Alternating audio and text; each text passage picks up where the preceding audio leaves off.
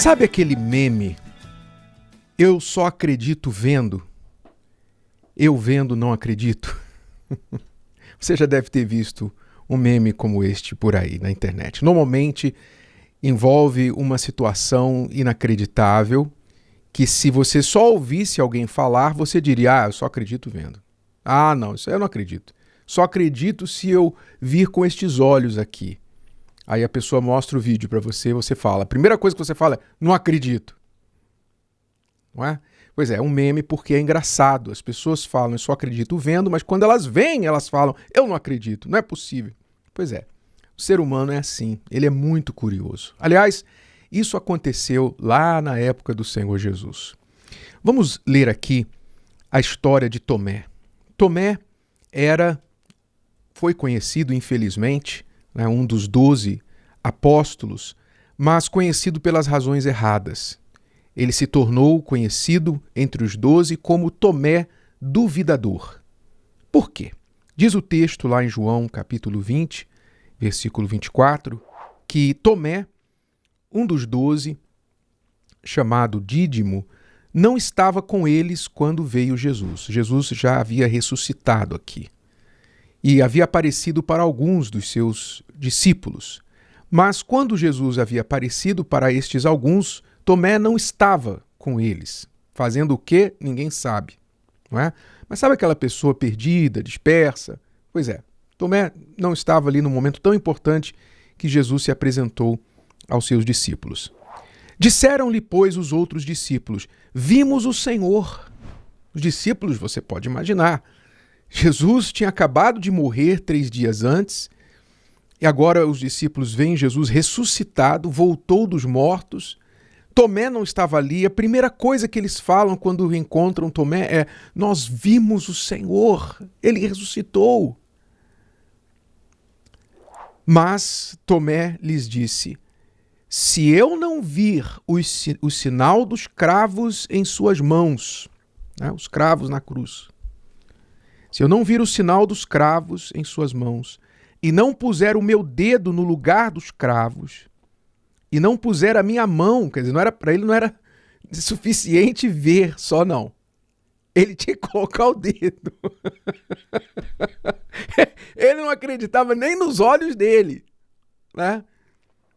Se eu não colocar o meu dedo no lugar dos cravos, não puser a minha mão no seu lado, onde Jesus foi ferido com uma lança, do seu lado, de maneira nenhuma o crerei.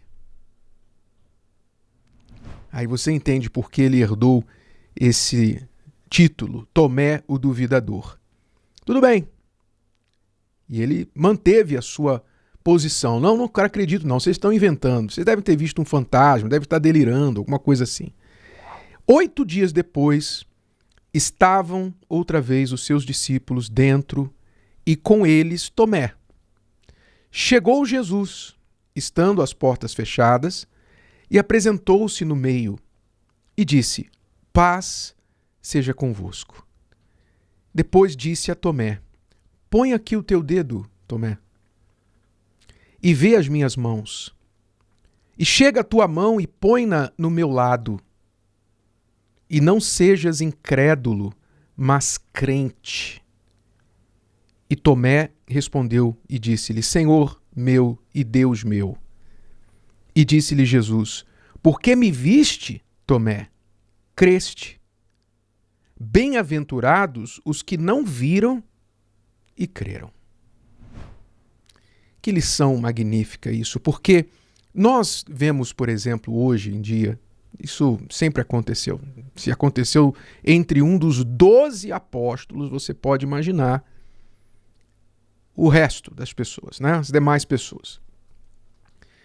Sempre aconteceu e acontece até hoje o fato de algumas pessoas dizerem: eu só acredito vendo.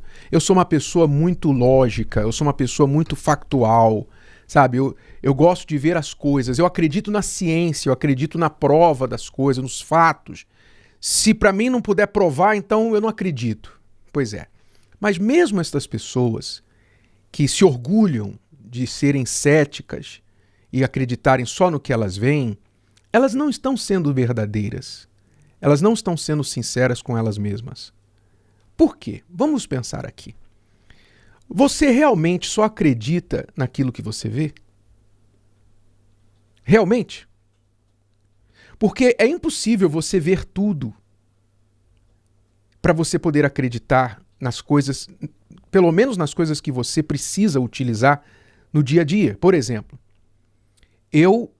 quando preciso, eu tomo remédio. Mas eu nunca fui lá num laboratório farmacêutico para ver quem preparou aquele remédio. Eu nunca estudei a fórmula química do remédio para saber se aquele remédio realmente faz aquilo que está se propondo a fazer. Eu não vi. Mas quando o médico falou, toma este remédio aqui, eu tive que acreditar, porque o que você vai fazer?